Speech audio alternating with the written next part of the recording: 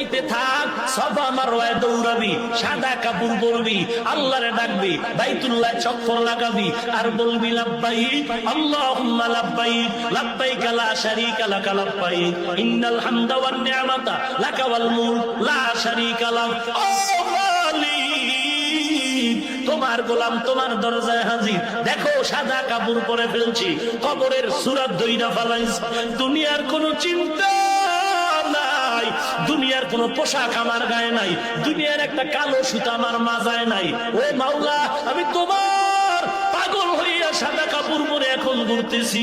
আল্লাহ ডাক দিয়া কয়, একবার তুই সফায় দৌড়া, আর একবার মারওয়ায় দৌড়াবি, আবার আমার অর্ডারে বান্দা মিনা মুজদালিফায় যাবি, আরাফার ময়দানে যাবি। তুই যদি যুক্তি দিয়া কও কাবার ঘরে নামাজ পড়লে এক রাকাতে 1 লক্ষ, কিন্তু মিনায় গেলে মিনায় ময়দানে নামাজ পড়লে 1 রাকাতে 2 রাকাতের সওয়াব নাই, আরাফার ময়দানে 1 রাকাত নামাজ পড়লে 2 রাকাত নামাজের সওয়াব নাই, তাহলে ওখানে বইরা লাভ কি? আমি মক্কায় বয়া বয়া আল্লাহর সাথে লাইন লাগাই।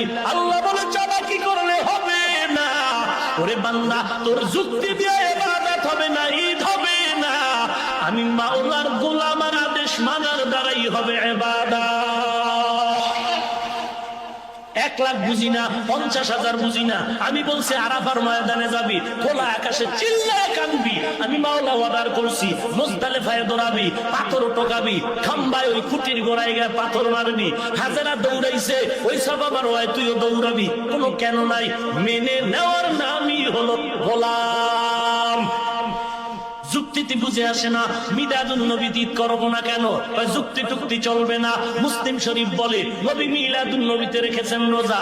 ওমর বলে মুসলমানের ঈদ হবে আল্লাহর সিদ্ধান্তে, নবীর পরামর্শে, বিবেক দিয়া হবে না। কথা বুঝলেননি? এবং ঈদের পেছনে থাকবে ইবাদত। কি থাকবে?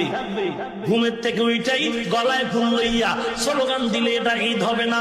পেছনে থাকবে ইবাদত। তোমার দাড়ি নাই, তোমার টুপি নাই, সুদের টাকায় ব্যবসা, জবানে আছে গালি, নারী পুরুষ বেপরদা, এটা কিসের ইবাদত? এগুলো রাসূল আদর্শ জবাই করার ইবাদত। রাসূলের আদর্শ